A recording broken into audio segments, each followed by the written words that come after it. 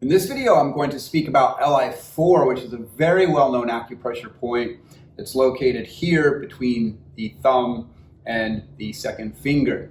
So the way that you find this point is bring your thumb close to the base of your hand, and then there's a little muscle there, and you'll feel that muscle rise up. And then right in the middle of that muscle is the point.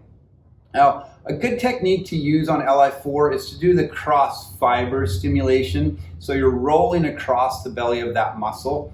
And you got to be careful here because you don't want to apply too much pressure or you can cause some damage to that. It may feel irritated for some time afterwards. So start with light pressure and then gently and slowly you can make that pressure more heavy. Now, LI4 is one of the most well-known points for headaches. It's also good for pain anywhere in the body. You can use it for not only neck and shoulder and upper back pain, but you can use it for low back pain or knee pain or elbow pain. All types of pain respond well to this point. So this point, as well known as it is, there's some secrets that us acupuncturists have that you probably don't know, and that there's some other points around this. So there's another point called LI3, which is located here just behind the knuckle of your index finger. And then if you trace down this bone, this is called the second metacarpal. It's a long, skinny bone, and it comes down here.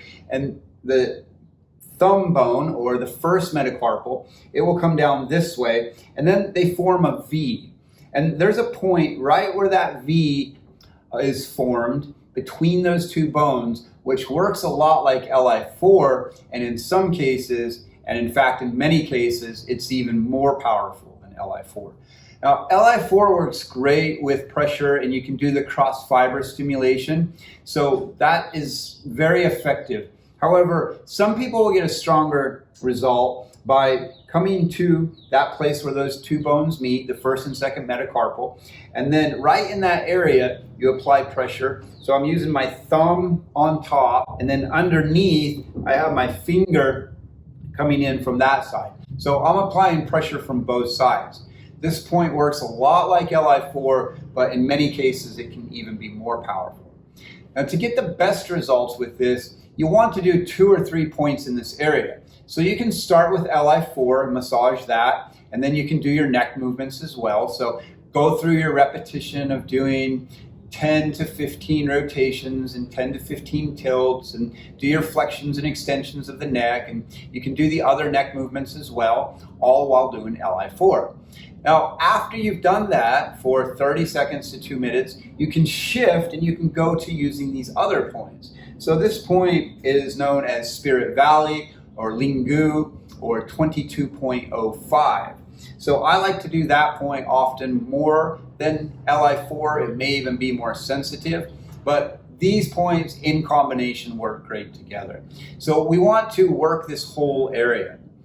The other things to know about this is that you can find points along the edge of both of those bones. So as you come up from Lingu to LI3 along this area, along the edge of the second metacarpal bone and along the edge of the thumb, you're going to find points in there.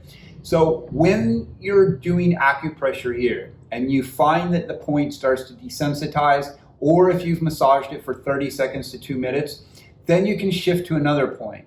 And you should find 2 or 3 sensitive points in this whole area. There's actually a triangle that's formed here. And as you go through that, work the edges of those triangles, because you'll find that the most sensitive points will often shift, and that can be different from day to day even. So I find a sensitive spot right now that's just at the base of my thumb, and it's a little higher than the Spirit Valley point. It's more in the middle of the bone as I come up towards the thumb. So I'm finding more sensitivity there. So because I've got the sensitivity there now, I'm going to hold it. And that's not a typical point that I tend to work. I'm tending to work LI4 more, I tend to work Lingu more, or some of the points that are along this edge though. So because I haven't worked this point very often, then I'm finding more sensitivity there at this time.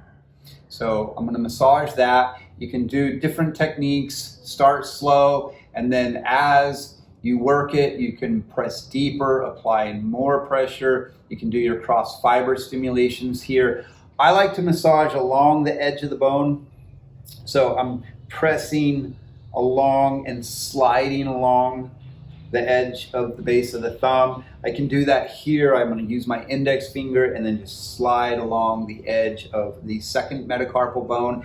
And then when I use my thumb on the other side, it's going to be sliding that way as well.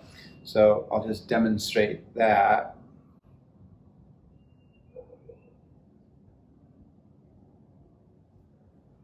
I can do different techniques like sliding 3 to 5 times along the edge of the second metacarpal bone or the index finger. I can slide 3 to 5 times along the edge of the thumb. So you're going to need to explore a little bit to find that method that works best for you. Now, these points work really well with pressure. A lot of times I don't need to use an electric device or even a needle, although the stronger the stimulation, then the stronger the effect. So if you do this point and you find that you get minimal relief, maybe just 20% or 30% relief, then look at using an electric pen like this, because it may be exactly what you need to get to the next level. So with my pen, I'm going to start with the low setting, and then I'm just going to take it along the edges of those triangles. At first, I'm just exploring for the most sensitive spot right there. That one that I felt was so sensitive with the pressure is producing a strong result. I can feel that clear into my wrist and down my thumb, where some of the other points I don't feel so much right now. So explore along those edges of that triangle to begin with, and then when you find those sensitive spots, you can stop and you can hold it again for 30 seconds to 2 minutes. I like to do 1 or 2 groups at a time, so I might do this LI4 triangle and work 2 or 3 points in that region, and then do the neck movements and run through some routines, and then if you need to do some other points, you can, okay? And there are times when it is beneficial to do different point groups together. So you may find that the points on the hand get you some good relief, and then if you combine some of the other points that are on the forearms or near your elbow, or some of the points on the leg, that doing 2-point groups together, such as one on your hand and then one on your leg, that can be a very beneficial thing, and that's really the next level of it. But I suggest starting slow with 1-point group at a time to see how that works for you, and then moving to another point group as is appropriate to your needs.